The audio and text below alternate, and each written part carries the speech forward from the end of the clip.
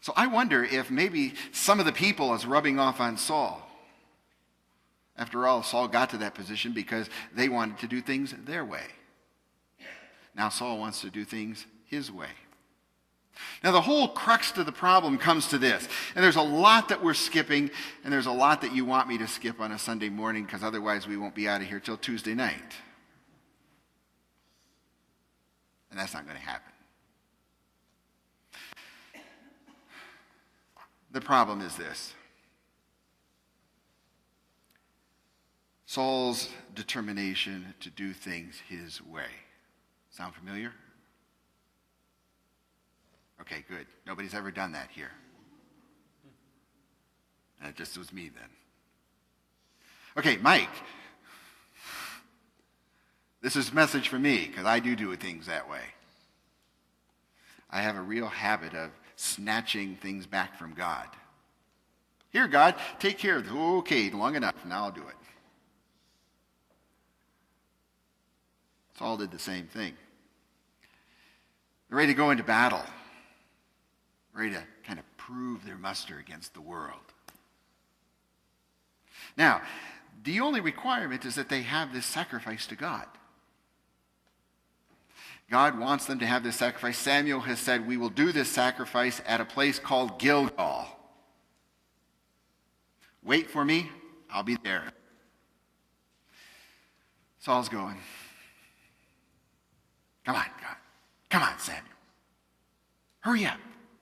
I got a battle to do out there. I can't wait around all day. Fine. So he snatches up all the meat for the altar, and he puts it on there, and he offers the sacrifice himself. Good move? Okay. See, all of you that even don't know a whole lot of Hebrew know that that's not a good move. Of course it's not a good move. Was that Saul's role? It wasn't Saul's role. Saul's role was to lead them into battle. Whose role was it to offer the sacrifice? The one who heard God, Samuel. Now, I don't believe for a second that Samuel was delayed because he just lost track of time. I think Samuel was delayed in the purposes and plans of God. All of this is taking place to prove to the people exactly what God has told them in the beginning. There's a problem. And this is what it is. Kings will act on their own accord. Kings will do what they want to do. Kings will rule in the way that they want to rule, and they won't necessarily follow God. In other words, you've created a sandwich. You're here, God's here, but now we put something in between. And nothing is supposed to come between us and God. When Saul snatches that sacrifice out of the hands of Samuel, figuratively, and does it himself, God's chosenness moves from Saul. So why is that? Well, as long as the story is affecting the lower events, God's willing to say, okay, give it a try. Go ahead and move. I'll be here, but you watch. But as soon as it starts affecting the top story, can God let that happen? No. God needs to preserve that top story, that way back to him in his relationship. Now, one of the things that Israel was called to be was to be a witness to the world, weren't they? God didn't choose Israel just to bless them. He blessed them so that they would be a blessing to others. They were to be the royal priesthood for all the world. They were to be a reflection of what God was supposed to be doing. Now tampering with that. Because you see, when Saul goes off and he acts on his own, when he takes over the responsibilities of God and of Samuel, God's representative, Now he's begun to give a distortion to the world of what God is really like. And God says, I'll have none of it. We need to be careful as the people of God how far we go. If we're following in obedience and we make mistakes, God is there to pick us up. If we follow faithfully and we make the wrong choices, God is there to forgive. If we follow faithfully, and sometimes we get off the path, God is there to get us back on, isn't he? But if we stop following faithfully, we've got another problem. Now we've moved outside of God's will. Now we've moved outside of his grace. Now we've said to God, I'm the one that's important, not you. And so we've kicked God off the throne. We've decided to take that seat for ourselves. And that's what Saul did. That's what we sometimes do.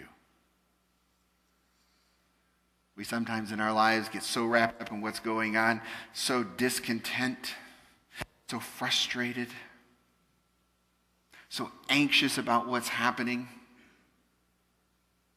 that we kick God off his throne. We say, God, I'll do it myself. God, I'll move in this direction. After all, God, I'm sure you will bless it. God says, no, that I can't do. You can't distort God's story. You can't move the world away from seeing God who he is.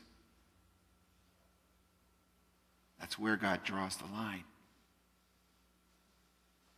We don't want to risk falling out of God's grace. We don't want to be the Saul. And it's interesting to me that we hold these two in this story in contrast to one another. On the one hand, you've got Samuel, who does nothing but listen to God. Not only is his name God had heard, but Samuel listened, didn't he? And on the other hand, you have Saul. If David was the king and the man after God's own heart, then Saul was the man after his own heart. And there's the problem. We have a saying in this country, don't we, that we like to be self-made men and women. We take great pride in that. Or, I pulled myself up by my own bootstraps. Meaning, whatever I have, whatever I've accomplished, I did it.